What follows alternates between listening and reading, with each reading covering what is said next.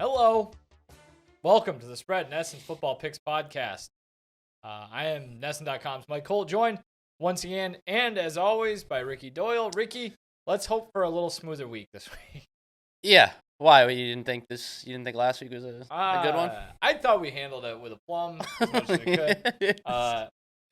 Shout out to our video team, social media efforts. You and I standing in front of fire trucks last week was the highlight of my career. I thought it added a little something, a little zest. It showed our ability to improvise when the pocket closes in around us. Yeah, you've been going to that one, so. But it's an important skill to have. That's for sure. Yeah, so we'll get to assuming the fire alarm doesn't go off. Assuming I was gonna make a joke that probably would have been insensitive in these times. Assuming nothing gets in our way, we are going to make our three best picks, each of us, for week 6 of the NFL season. We have punted, no pun intended, on show and tell this week to open some football cards again. Hell yeah. I was just before you got in here, I was Googling most valuable cards out of this set. So trying to strike it rich. This is called a retail pack, a value pack. Okay. So there's not a lot of. This looks a little more promising than last time. But there's probably nothing good in here. What I was trying to hope to find is something that would allow me to quit and never have to do this show with you again. But last time we were dealing with some college cards. I like the fact that we don't even really know what we're gonna do with them when we open them up either. It's just kind of we just kind of wing it. Going back to the improvisation, it's exactly. Just we definitely jumped the gun though on the Jamar Chase. We did that 2 weeks ago. We picked his card out. Said great week to throw a little wager anytime touchdown. Got blanked. Comes out last week, 3 TDs, 190 yards, 15 catches, something like that. So 192 and 3 touches. It's a decent little game. Which is nuts. Now he's like right back to being Jamar Chase on an all-pro trajectory for this season. Yep. It's just the numbers look great across the board. So yeah, so that's that. Anything you want to? Do we need to get to anything from this past week? I think we'll get to most of it within our conversations. I don't. Do you want to talk about the Patriots off the jump at all? I'd like to talk about the 3 slices of pizza I just had. You had 3 slices of pizza? Yeah, so I'm feeling a little bloated right now. My stomach's going to be rumbling, bumbling, stumbling by the end of this thing. Well, you got to save room for candy or something. You go down and take a couple whacks at the pinata. We got the pinata downstairs. Yeah. This is a big day for us. Big couple of days.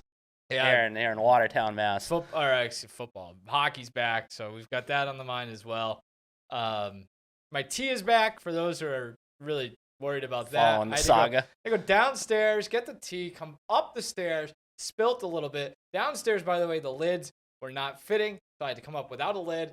Kind of just not stumbled, but just lost my balance ever so slightly. Those stairs, and I know this isn't. Nobody knows what the hell we're talking about. But those are very tricky stairs when you come up. Like I've heard so many people fall up those stairs. Well, so I if this happens, we're gonna have to cut it. I wouldn't be surprised if somebody falls while we're in here, because as I was coming up the stairs, kind of just a little. So it came out. It hurt. Slopped over the side. Super hot on my hand. It fell on the stairs, so they're wet. The stairs are a little wet, a little slick. We know exaczly where the fingers will be pointing. So if somebody does get fall the Zamboni out, 45 minutes, we're gonna have to bury this tape like a high school football team. So. Real quick though, so you mentioned the football cards and no show and tell this week. I was actually going to bring in my show and tell from last week, my bow tie. Yeah. Just to follow up on that real quick. But I didn't because I'm still an idiot and I still can't figure it out. So this is going to be a season-long process. But I promise you, by the end of the year, I'll have a bow tie. I look forward to that. Maybe, week 18 or something. It's something. Super Bowl week. It'll be right around. We'll dress up. Top hat and tails. Every freaking week. What do you get? I get a call. I never get calls in. Yeah, you're a popular guy. Athol is calling me. Yeah, I look forward to that. Maybe we bring it out for New Year's. Yeah, that's a very good call, actually. As well, so. Okay. Where do you want to start? With the, games-wise. Let's talk about the Patriots. Okay, we can talk about the Patriots. I mean, I will say I had like that little rant last week about how bad they are, which was not very, brave. But there was part of me, it's like, if they come out and win 35-0 this week, Well, that's the thing, right? We both picked the Patriots in our picks column. Yeah, which was even after that. Yeah, that's so it shows that we were a little. There was some trepidation. Everything's out the door now. Like it's.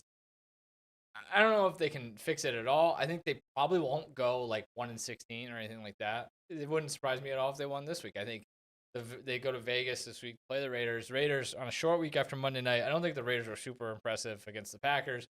I think that's a winnable game for the Patriots. But like, I don't know, maybe Thanksgiving rolls around. It's like we've had to completely adjust our expectations. Like we'll look back on like early October, middle of October, and be like, remember when we were like hedging everything we said about them? Be like, well, they might get it right. They might, and maybe Bill Belichick's already been fired. I mean, what are the odds of that happening? I'd say pretty slim, right? Like what's the point? Yeah, they'll just move on after the year. But I think there's just no. It's becoming increasingly likely that is the play though after this season, right? Yeah. Like you need a clean break here. It's getting ugly. It's getting ugly quick, and there's really no solution that you can point to. I know Belichick dropped the start over comment. What does that even like? No, what does that mean? I don't know. There's not one redeeming quality about them right now. No, there's not. And so I also think in terms of starting over both in the short term and the long term, the options aren't great, and you've kind of backed yourself into a hole. Oh no! I'm in the hole. I'm backing up. So like you want to bench Bailey, or you want to bench Mac Jones, and then you turn it over to who? Bailey Zappi, Will Grier. Not great there. Yeah. You want to fire Bill Belichick at the end of the year? Fine. You've already basically told Gerard Mayo the job is his. He's not interviewing for other head coaching jobs. So, like, you kind of have to give the job to him, but it's so very clear that your offense needs a makeover from top to bottom. And you're also going to, like, fire Bill O'Brien 1 year after bringing him in. Like, yeah, there's just so many difficult conversations that still need to be had for that team. That's, and they're just getting embarrassed in the process. That's the wild part. Is this? It's not even. There's so many issues that it's like you point to one, and it almost comes off as if you're pinning the blame on that sole issue. Yeah. And like you're redirecting your hostility when in reality it's just like across the board, just nonsense. Like Mac Jones, like is he the problem? Right. Yeah. No. But he's been so reprehensibly bad, especially these last 2 weeks, that it's like if you defend him, you're just lying to yourself because he's been trash too. Yep. And yeah, my thing with him is like even some of these other franchise quarterbacks over the years that have been in bad situations, you at least see something from them. Like like Justin Herbert, his first year, I think they went like 6-9 or something. But you're like, oh, okay, yeah, there's the talent. Even Joe Burrow, like Jordan Love on Monday night, 3 picks, they scored 13 points, but there's moments, right? There's flashes. Right, yeah. With Mac Jones, you're not getting it at all. Very rarely that you get that flash. Here's the thing: you never had that flash, even when it was good. Right, which is why I don't get the defense of him. Like there's still a segment of Patriots fans who get super defensive, and they're like, "Well, he's been in a bad situation." Still, I think that 3 years, yeah, but show me something. The number's definitely deep. Very much so, but like rapid. It's still there though. No, I hear you. Any non-zero number is too many. Are they the worst team in the NFL? I was actually thinking about this the other day. Like, I don't know if they're the worst, but they're like bottom 5. There's only one team in the entire league. Carolina's the worst. Only one team in the league with the worst point differential. Maybe. The Giants. Denver. Oh, Giants. Giants are bad. I saw Pro Football Talk, which again, like Florio is Florio, and I think he does a lot of it for effect. Had them 32nd in his power rank this morning. I mean, their offense ESPN.com, I think, was 30th. So, like, they're in that 28 to 32. Yeah. They've surrendered 69 unanswered points. Outscored in 9 consecutive quarters. Haven't scored a TD in 10 consecutive quarters. I want to say they've gone like 30-something drives or something. I was just trying to look that up. I don't even know. And just like, no matter what metric you want to use offensively, it's just a putrid operation. And they haven't scored a touchdown in the last 34 possessions. 34, yeah.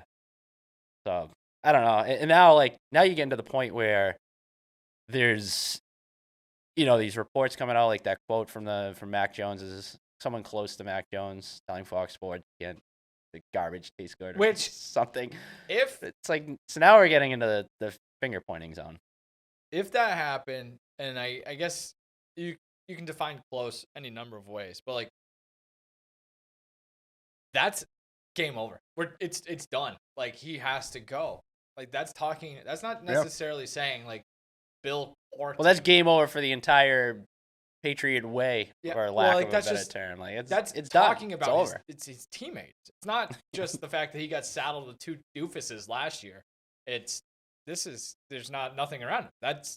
You're talking about teammates. So that's not going to play well.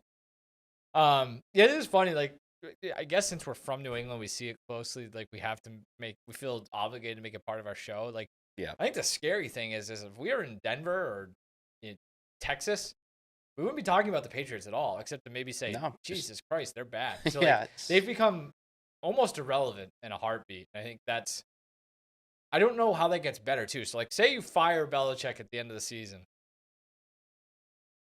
Now, like, there's still nothing left. Yeah, it's not like you're bringing in somebody who's going to, like, you're looking at he's just lost his fastball.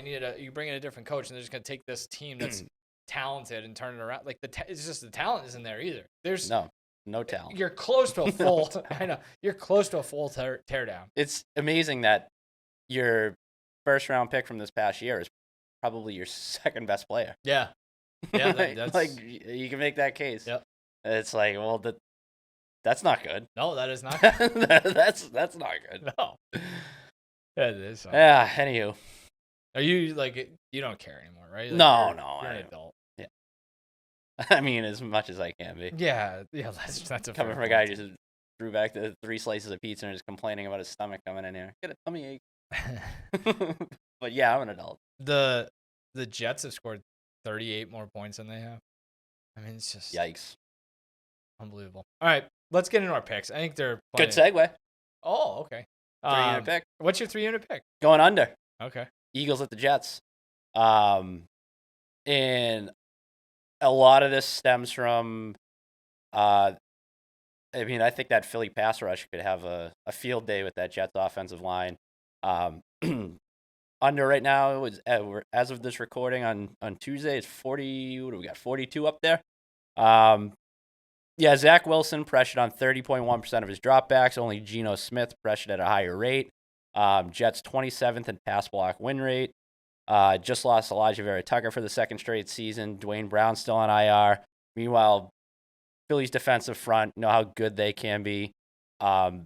Really imposed their will at the end of that Rams game last week. It was close for a good chunk of that game, and then it was like the Rams wore down.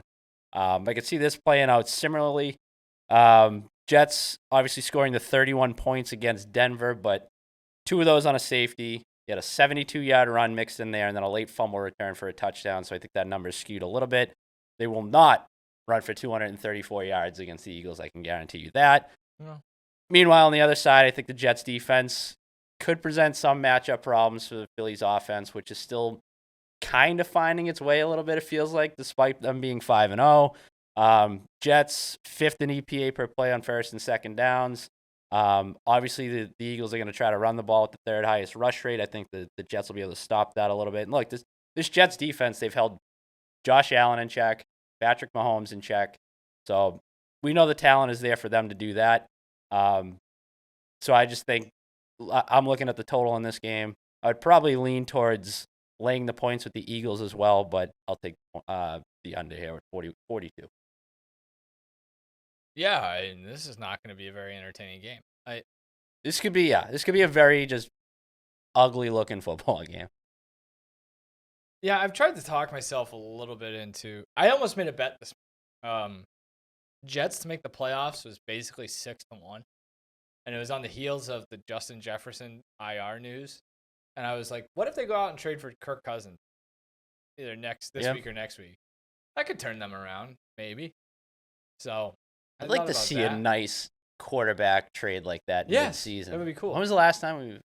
Am I just completely blanking on something? Been a while, probably. I think it's such an it's probably one very obvious. I'm just not thinking of, but yeah, like that, a legitimate quarterback going to a potential contender, that'd be fun.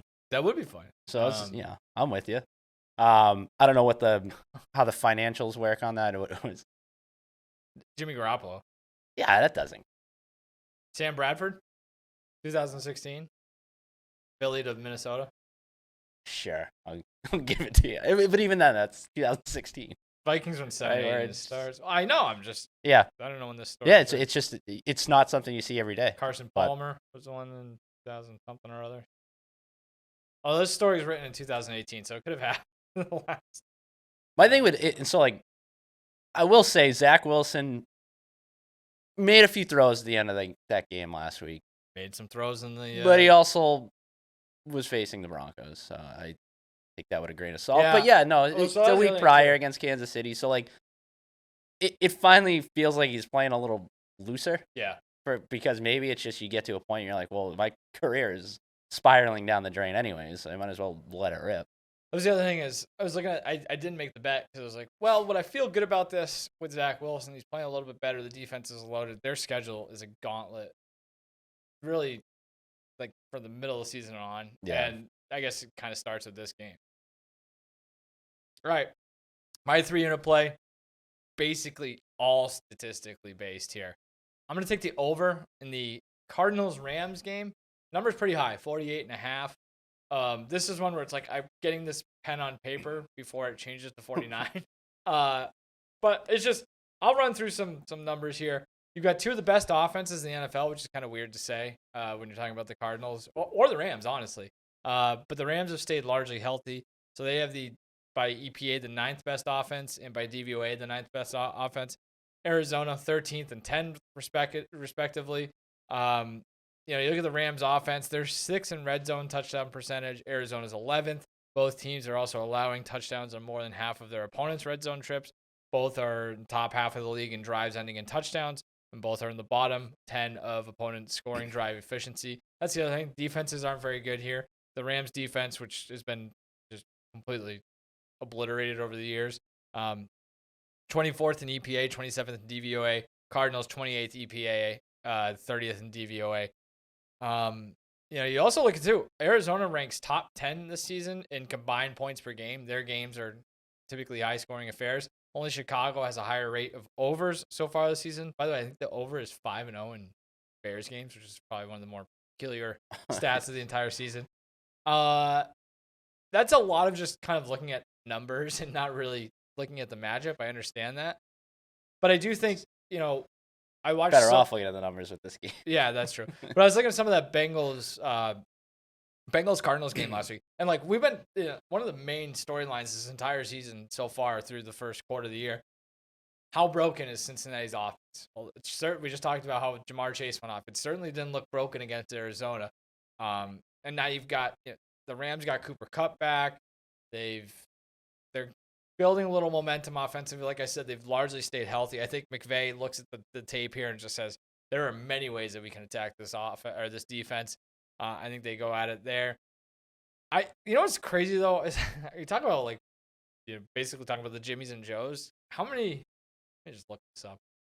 Depth chart. How many offensive players can you name on the Cardinals roster? And James Conner's hurt, so there goes that. Hollywood Brown. Yeah, and I mean, Josh Dobbs. Yeah, Josh Dobbs. Did you rather have Josh Dobbs or Mac Jones? Josh Dobbs, I think. Probably, right? Would you rather have Clayton Tune or Mac Jones, the back? That's a whole different ballgame. Zach Ertz is having a good season too, so there's that. So, yeah, I just think that this is.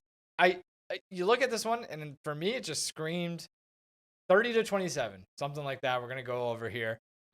Games in LA. I think the Rams offense probably plays a little bit better at home, despite the fact that they always have. That's the other. Not gonna have a crowd going nuts on that. I think the Rams get a big chunk of this 48.5. Cooper Kupp looked like Cooper Kupp last week. Yeah, I think we got maybe overlooked that a little bit. His return. You're just like, oh, there's probably gonna be some rust, and I think he had 7 catches, 2 drives. Yeah, it's just they fed him right away. Yeah, he's really good. Trying to look up. I feels like these two teams have played some. Yeah, the Rams have played Seattle, San Francisco, Cincinnati, Indy, and Philly. So this feels like a bit of a not a letdown, but a drop in competition. Whereas Arizona too, they've played Washington, Dallas, San Francisco, and Cincinnati this season. So I think both offenses are going to get a little bit of a breath of fresh air against defenses that have really struggled to stop teams this year. So I'll take the over 48.5 in that NFC West clash. I'm glad you touched on the Bengals because I'm looking at that game for my 2-unit pick. The Seahawks traveling to Cincinnati. I'm going to take the over 46. I feel like a lot of times we sit here and we try not to overreact to what we just saw, or in some cases we kind of try to fade what we believe to be overreactions. Mm-hmm. But I don't know how you look at that Cincinnati performance this past week and not feel good about where they're heading offense.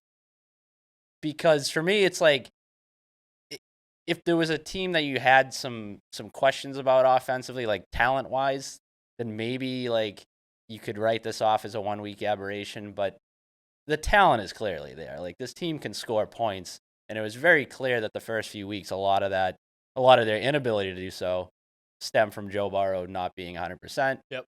Certainly looks it now. Maybe get T. Higgins back. I don't know. That's sort of up in the air right now. But this just feels like a game where somebody's scoring 30 points. And so in that sense, the 46 to me feels a little low. It has jumped. I think this has moved a few points, I believe, since it opened. I also just like the Seattle defense. I know they just allowed 3 points to the Giants in week 4 before their bye, but like, that obviously says as much about the Giants as anything. Mm-hmm. I look weeks 1 through 3. Seattle was 27th in EPA per play defensively, 31st in drop back success rate. So I think Burrow's gonna be able to have his way a little bit here. I also think Seattle's offense is pretty good, and Cincinnati's defense is no great shakes. They're probably a bottom 10 unit right now. Terrible against the run, beatable on the back end. So for me, I think this just sets up perfectly for these two offenses to come out, put points on the board. I think Seattle, by the end of the season, their defense is going to be in much better shape. They just feel to me like a team. I think we've seen this in previous years as well, where like Pete Carroll gets his mitts on those guys, and like by the end of the year, they sort of round into form. Mm-hmm. But I think as it stands right now, Cincinnati feeling good about itself, Seattle coming off the bye, and also looking good offensively at this point in the year. This to me feels like a little bit of a shootout. 46, it's a very reasonable number. Seattle has the best run defense in the league, which I think helps this pick. Right. And it's just chuck. I think that's what you're going to get on both sides, really. Yeah. So they flexed. We'll talk about this game in a little bit. They flexed Lions Bucks to 425, which is like whatever. Like, this Seahawks Bengals game feels like it could have been flexed to Sunday night if they wanted to do that. Like, sneaky good. The Giants are playing the Bills on Sunday night, but I think this is a pretty good. It's two game. Like really good second tier teams in each conference. Yeah. Like there's certainly room for Cincinnati to continue upward, and I think you could say the same about Seattle. Seattle's a weird team for me. Like, I was probably higher on them than most coming into the year, and like there's been points this year where I'm like, oh, they look really good. They're still very well coached, and they have talent on both sides of the ball. And so you see them completely shut down the Giants, and it's like, well, maybe this is what they are. But then there's been other situations this year where you don't feel as great. So I think they're a team that's just going to ebb and flow throughout the year, and for them, it's a matter of getting hot at the right time towards the end of the year. Yep. I can dig that. My 2-unit play I'm taking is another one where it's like, this was kind of forcing the issue. But taking the Falcons, laying 2.5 points at home against the Commanders. I don't love this one the more I think about it. But the last time we saw the Commanders, they were giving up 40 points to the Bears. 40 points. The defense, despite Ron Rivera's pedigree, is just not very good. They are horrendous at defending the deep ball. I know that's not necessarily something that Desmond Ridder and the Falcons do well, but the Falcons do have an impressive arsenal of pass-catching weapons, whether it's Drake London, Kyle Pitts, who finally started to get a little bit more involved Sunday in Atlanta. Bijan Robinson is just a Sunday in Atlanta. Were they playing in Atlanta? Yeah, they're in Atlanta. They're in Atlanta. Yeah. No, I know the Falcons do play in Atlanta. Okay, yeah. Just got back from London. That's right. Yeah, that's there's too many London games. Is what it came down to. I was like, wait, was it in London? Segue upon segue. No, I won't get into my one unit pick, but spoiler. Bijan Robinson, highlight reel catch. But the issue for me with the Commanders is they can't stop the run. They rank, I just had it up here, 27th in the league in terms of rushing yards allowed per carry, which is kind of crazy. Like you would think that with the front seven that they have, they'd be able to stop the run. But maybe that's also that whole adage of like, if you've got a front seven or a defensive line that's going to try to run the ball, big pass rush, just run the ball right at them. So I think that's what the Falcons do here. The Falcons love to run the ball. I think Bijan Robinson absolutely goes off in this game. And if the Commanders come in and say, we're just going to take away the run game, I think maybe Desmond Ridder can get something going downfield here. It's just, the Commanders might be broken too. Like the fact they are like, they're just boring as hell. They're just kind of there. Like there's nothing to really feel good about. They are a team that's always been the case. They're completely we've been alive. Yeah, they're completely in flux where it's like they've got new ownership, but they're still kind of getting things together. I wonder too if like you get absolutely punked at home on a Thursday night by the Bears. Like how do you respond? I know it's extra time to prep and rest, but I think this is a potential for like they get beat and Rivera loses his job because of it. And it's like, let's just figure this thing out. I guess maybe if they're going to do that, they would have done it last week before the extended time off. But I just think, they can't do really much at all to stop anything. Like in the last 4 weeks, they've allowed 143 yards per game on the ground. They've been outscored by 55 points in that stretch. The Falcons also, by the way, have an elite rushing defense. They're great tackling. They're number one in EPA play allowed against the run. If they take that away, Brian Robinson, do you think Sam Howell can beat you? I'm not totally sold on that. That's for sure. And going back to the defense, Commanders have injuries in the secondary. They put safety Derek Forrest on the IR. I think all of their replacements are like guys who are young and inexperienced. So it just feels like an uninspired. This one feels a lot like, and I got lucky last week. We had it at 1.5 in that Houston game, but this kind of feels like a redux of that. And I just get me to. Can you get me to? The Falcons are a team 20-17. Like it's. I think they're going to be the one for me this year that week to week. Have a terrible read on. That could be me. I gotta be blowing smoke on my ass here, but like, that's just because they're kind of like the polar opposite of, the collective is kind of what you expected, like a run of the mill sort of team, but like. Their path to getting there has been a little bit different than maybe I expected. It's been disjointed too. Like it doesn't feel like I know they want to run the ball. Like ideally that's their thing, but they don't do it. Like you're like this is a team really that should be putting up a decent point total, and maybe it's the defense. Well, it's like last week too. But now it's like they're in these grinds. Isn't that like exactly what they did last season? And maybe that's the difference between Marcus Mariota and Desmond Ridder is that it felt like they had Algier, they had. Mariota is running the ball like they, Cordarrelle Patterson, like it felt like they were going to run. That's why I just 200 wish yards that every week. I don't know why that's not. I want to see what this team looks like with a quarterback that throws the ball. Like I just want to see if it works because like you mentioned like finally getting Kyle Pitts involved and like they do have like a Drake London and like maybe you use Bijan in a different way if those guys are making plays downfield. Yeah. Like I don't know. I just want to see like what that looks like. Yeah. For better or worse. I mean, I'm not going to sit here and say it's going to be any better. Like, maybe this is the winning formula for them. I don't know. Ridder wasn't horrible either the other day. Like, he's fine. Yeah. He's still young, growing pains. But I think they're going to run all over Washington here. So. Would you rather have Desmond Ridder or Mac Jones?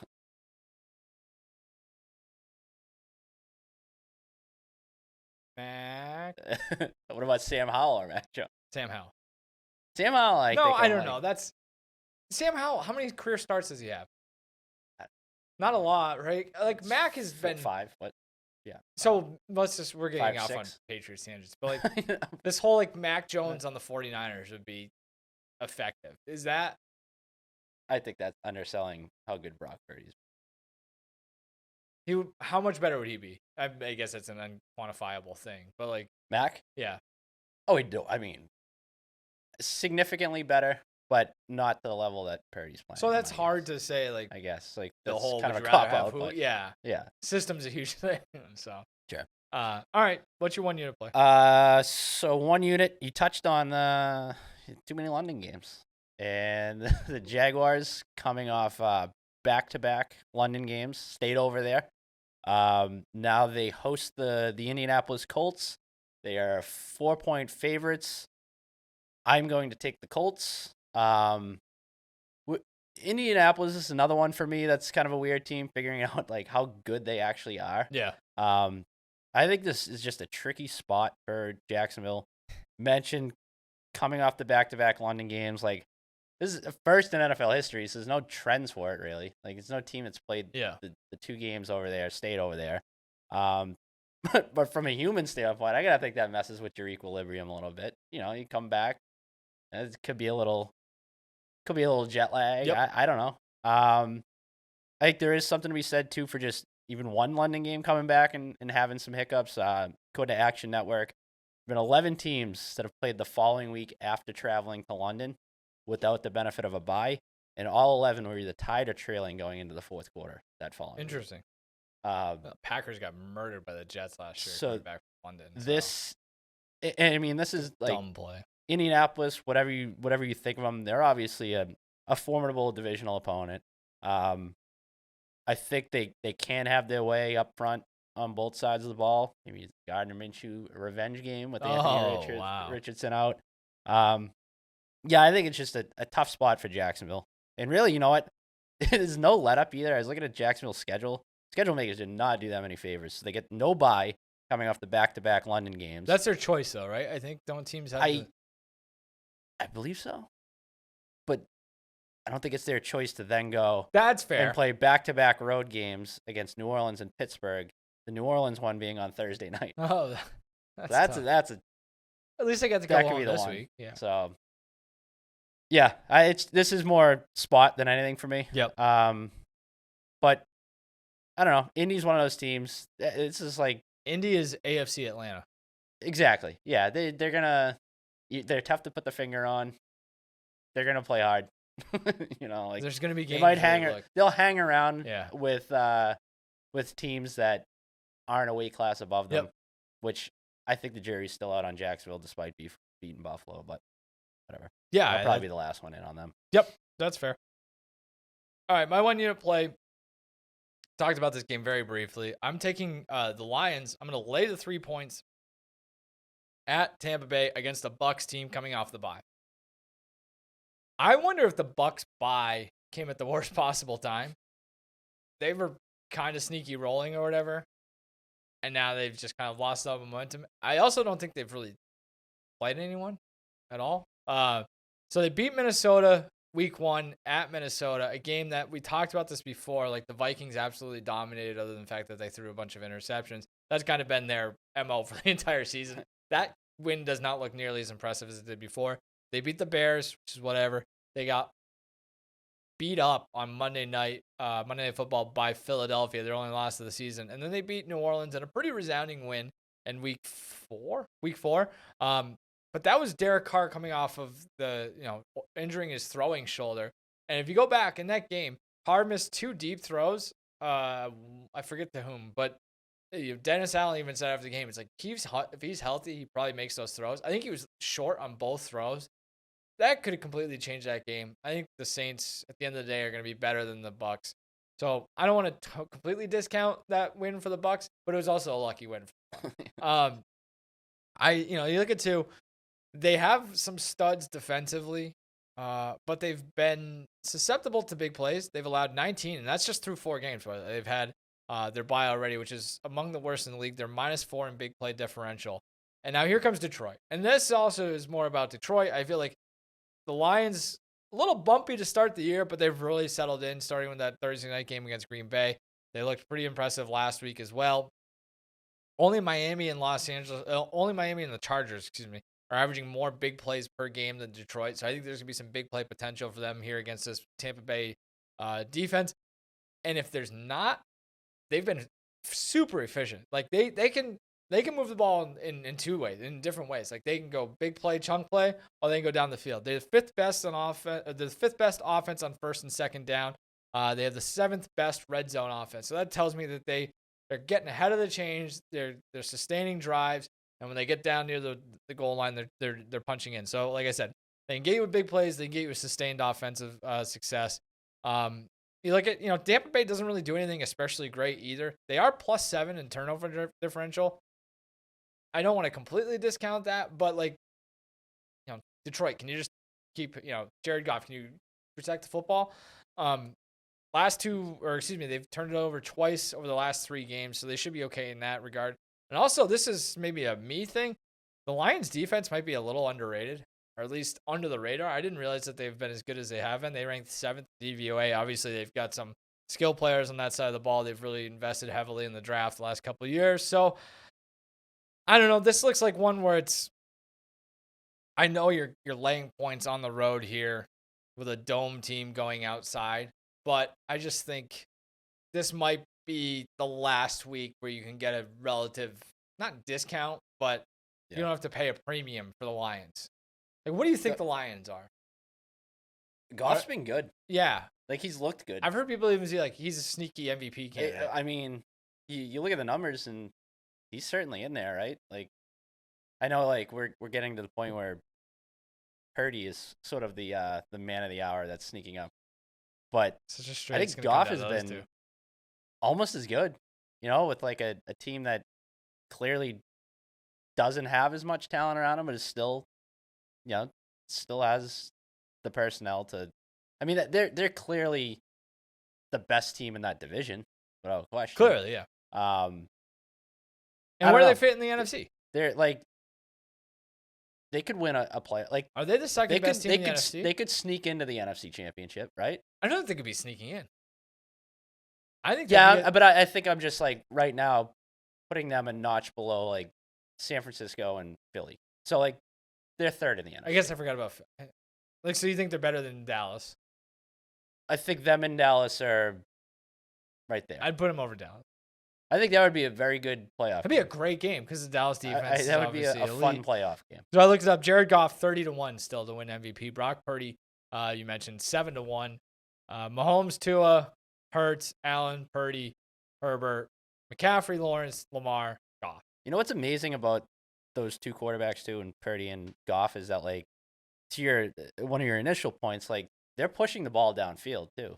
I think when you think of these guys, you're just don't screw it up, right? Dink and dunk, whatever. But they're actually they're chucking it a little bit. I think Purdy in particular, I was looking this up earlier. He has most completed air yards per pass attempt. Meanwhile, someone like Mahomes ranks 31st, which is kind of wild. Purdy tied with Matthew Stafford for most completed air yards per completion. 10th in yak, so I think you think Niners, you just think of them dumping it off and them running, but it's not an overly huge yak number. Yeah. I don't know. Those 2 quarterbacks are interesting to me, but even did you mention yards per attempt? Yeah, so only Tua is better. It's the top 4. It's Tua, Purdy, Allen, Goff. You're right, yeah. So those 2, and then CJ Stroud. I mean, I know we're only 5 weeks into this thing, but it's looked good. It's passed the eye test, both guys. So for me, the Lions, like I said, they're that second level right now, the second tier. And then to your point about the defense too, they make plays. That's the other thing. It's not even just they're forcing 3 and outs. They're taking the ball away. Yep. Yeah.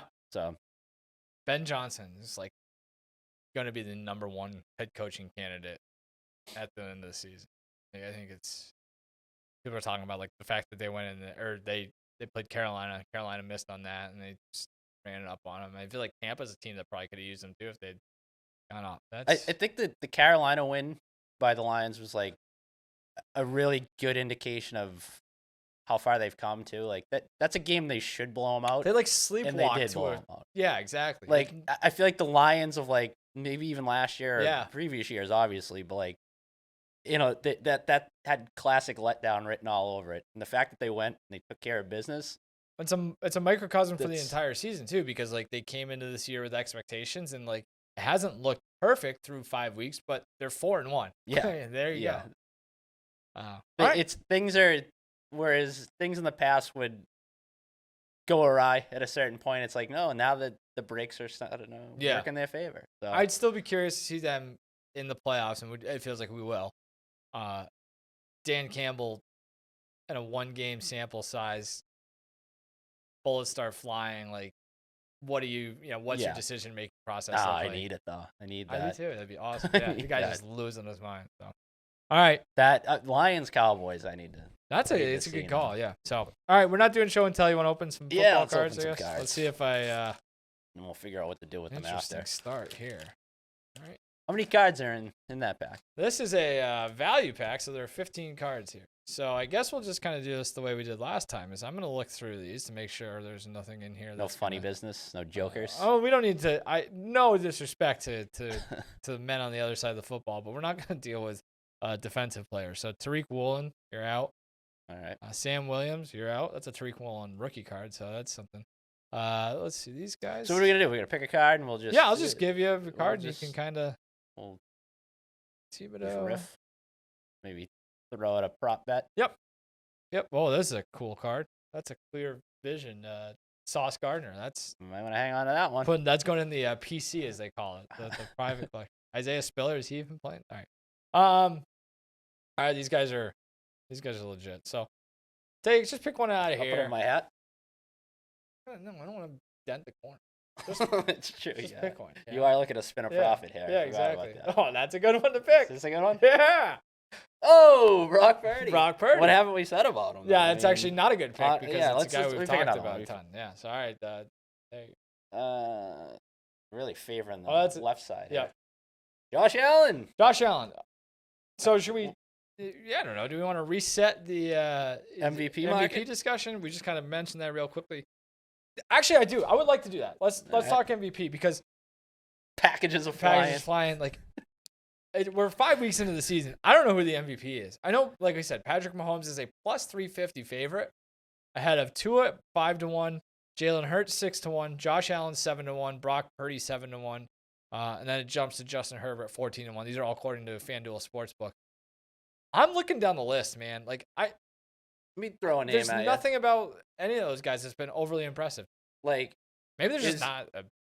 Is Joe Burrow too far behind the 8 ball? That's exactly who I was thinking. 40-1 at FanDuel. 40-1. Like if they go on a run, I mean, like it's not outside the realm of possibility that he's throwing for 3-4 touchdowns a game. Like obviously the talent. Like this just feels like a good value spot for him.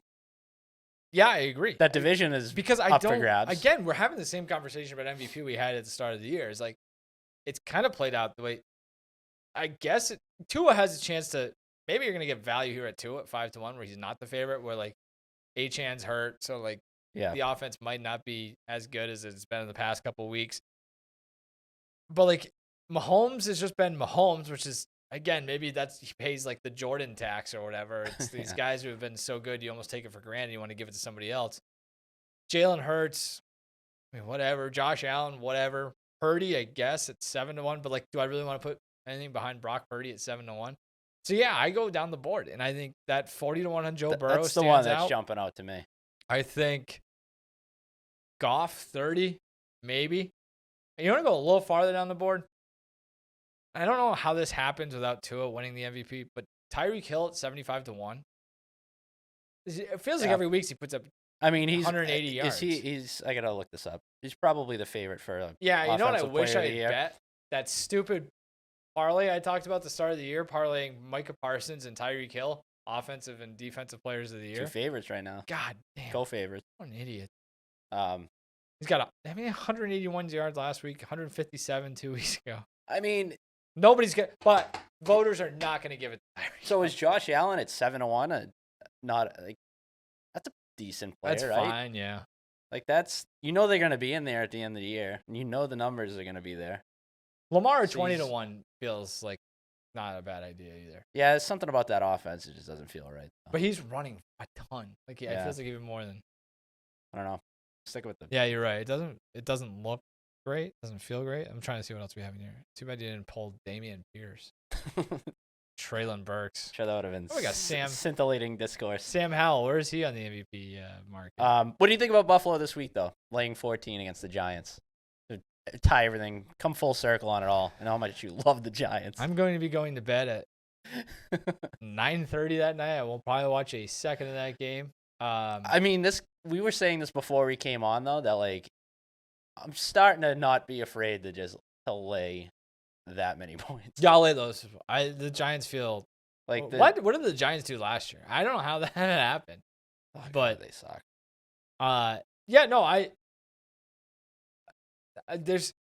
I'm not betting it, but if I have to make a pick, and I do for NESN.com, NESNBets.com at the end of the week, I think I have to lay the points just because I'm just done chasing it with the Giants. Yeah, it feels like I tried to outsmart myself last week, and if you get burned, you get burned. But maybe this is just like a league-wide thing where the discrepancy between those top, like, let's call it the top 5 teams and the bottom 5 teams. There's such a canyon there now that, like, 14 points just doesn't feel like it used to. Yep. So, I don't know. Sauce Gardner's going for $5 on eBay. I might want to cash out on that. He doesn't look great this year. No, he is not. You got anything else? No, I don't. All right, let's get out of here. I'm going to go, I don't know. Make a Josh Allen MVP bet. He'll tickle in my throat in addition to my pizza situation. Oh, my goodness. I am falling apart. I'm coming apart at the seams this week. Self-inflicted by the sounds of it. Yeah. Well, I mean, also you got to factor in the weather. Temperatures all over the place. Fair. It's a very uncomfortable week. I hear you. All right, let's go away. That's Ricky. I'm Mike. This is the Spread NESN Football Picks podcast. See you again next week. Goodbye.